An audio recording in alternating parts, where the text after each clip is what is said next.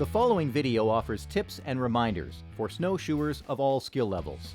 We'll show you snowshoe basics, safety tips, and more.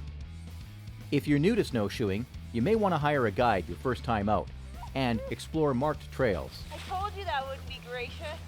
Now this is just a guide. That means we're not responsible for your safety, you are. People say snowshoeing is as easy as walking. It is that, but I like to compare it to hiking, which is so much more.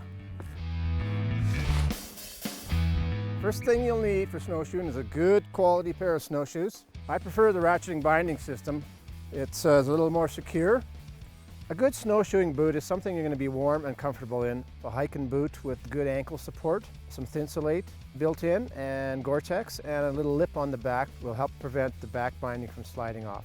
When putting your boot in the snowshoe binding, put the tip of the boot in first, push it right up to the front, snug up the back binding, and then the front bindings. This will ensure a proper fit.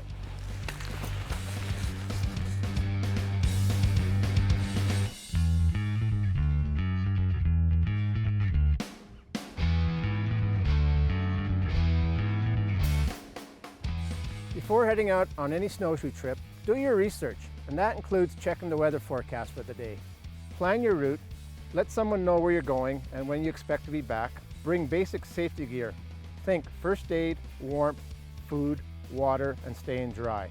No one plans to get lost or injured. Be prepared for everything and you'll return home safely. And remember, bring one or all of the following: GPS, map, compass, cell phone, and know how to use them. Okay, let's have some fun now. In this next segment, we're going to learn techniques for uphill, downhill, log crossing, and creek crossing. Follow me. Woo! Snowshoeing downhill in powder is a little more advanced, but if you're going to do it, here's what you need to know.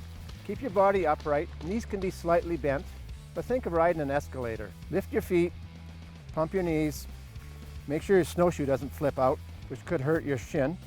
Use your poles for balance and timing. If you happen to be coming downhill in hard pack conditions, remember, go slow, don't rush, and stay away from steep, icy slopes. Climbing uphill in hard pack is pretty straightforward. The crampons dig in and you just walk as you normally would. Again, stay away from icy slopes. They're not a lot of fun and they can be dangerous. Here's a few tips for climbing uphill in powder. One technique is straight up. Pound out each step 3 or 4 times. You want a solid base, so when you transfer weight, the base doesn't collapse and you end up going backwards. Another method is traversing. Pack out the snow. When you make your turn, pack out a little square and continue on. Duck walk, similar to straight uphill. Same idea. Pack it down 3-4 times. Poles out front when you're going to transfer a little weight and keep climbing. Here's a few tips for crossing a log. Snowshoe up to the front of the log. Step up onto the middle of the log with the middle of your snowshoe, which usually equates to your leg line. Plant your poles on the other side of the log. Make sure they're planted firmly because you'll be transferring a little weight to them. Step up onto the log with the second snowshoe. Look where you're going ahead and step down one snowshoe at a time. I don't recommend crossing creeks if you're just starting out snowshoeing. It's a little more advanced and takes a lot of practice. Here's a few hazards to watch out for when you're out snowshoeing.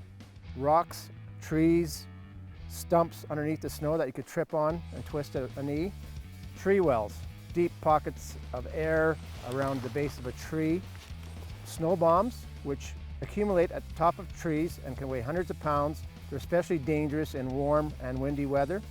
Remember, if you're just starting out snowshoeing, keep it simple. Stay to designated trails, stay out of avalanche terrain, know where you're going. Later in the season, January, February, March, we have a base, we have lots of snow, obstacles are covered up, a little more safer to snowshoe and usually a lot more fun too. We have just given you the basics of snowshoeing.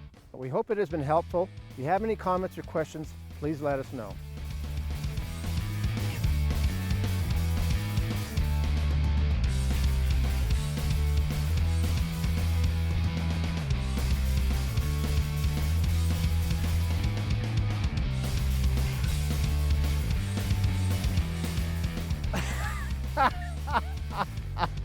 Okay, wait, I'm not ready.